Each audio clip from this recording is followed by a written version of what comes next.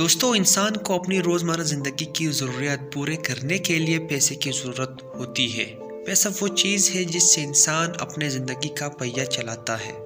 آج کے اس ویڈیو میں ہم لوگ جان لیں گے کہ کس طرح پیسے کی ارتقا ہوئی اور آج کے ڈیجیٹل کرنسی تک پیسے کا سفر کس طرح اور کن مراحل سے گزر کر طے ہوا۔ پیسے کا بطور کرنسی آغاز 5000 سال قبل موجودہ عراق اور اس کے آس پاس کے علاقے سے ہوا، جہاں جو اور چاندی کی تجارت ہوا کرتی تھی۔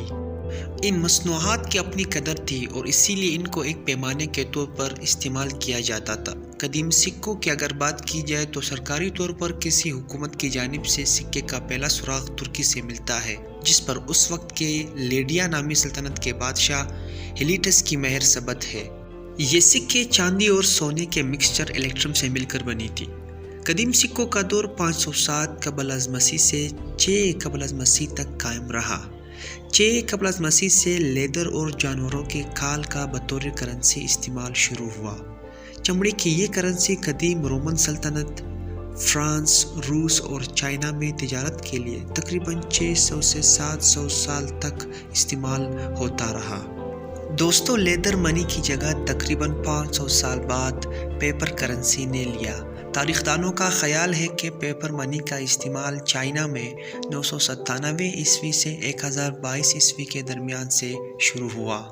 اس وقت کی چائنیز امپائر سونگ نے پہلی کاغذی کرنسی جیاوزی کے نام سے ایشو کی۔ یہ کرنسی ملبری کے درختوں سے بنائی جاتی تھی۔ کاغذی کرنسی جاری کرنے کی اہم وجہ یہ تھی کہ اس وقت تاجر لوگ کاروبار کے لیے سکوں کا استعمال کرتے تھے، جو کہ بہت وزنی ہوتی تھی اور اس کو ایک جگہ سے دوسری جگہ لے جانا بھی بہت مشکل تھا۔ اسی لیے اس وقت کے بادشاہ زینگ زونگ نے پیپر کرنسی کی ایجاد کی۔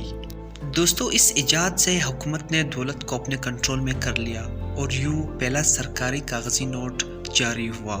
اس کاغذی نوٹ کے ساتھ ساتھ بہت سے مسائل دنیا نے دیکھے، مثلاً کاغذی نوٹ کی ورتھلیس ویلیو۔ ایک کاغذ کے ٹکڑے کی اہمیت سونے اور چاندی کے مقابلے میں نہ ہونے کے برابر ہے۔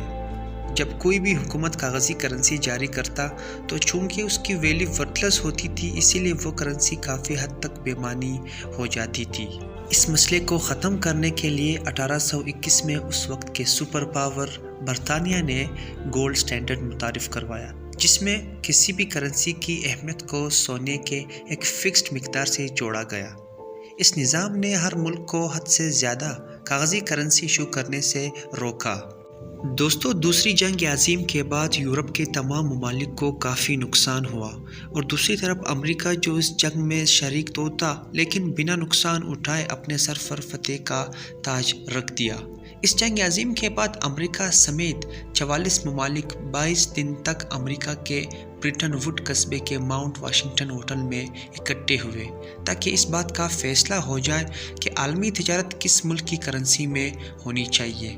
چونکہ یورپ کے تمام ممالک جنگ کی وجہ سے بہت کمزور ہو چکے تھے تو امریکی ڈالر پر سب کا اتفاق ہوا اور یوں دوستو معاشی اور تجارتی نظام کا انحصار ڈالر پر ہوا، جو کہ آج تک چلتا آ رہا ہے۔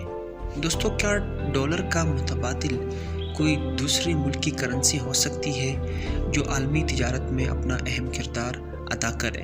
اس سوال کا جواب کمنٹ سیکشن میں ضرور دیجیے، اور اگر آپ زوراور کی ویڈیوز کو پسند کرتے ہیں تو لائک، شیئر اور سبسکرائب کرنا مت بھولیے۔ اللہ حافظ۔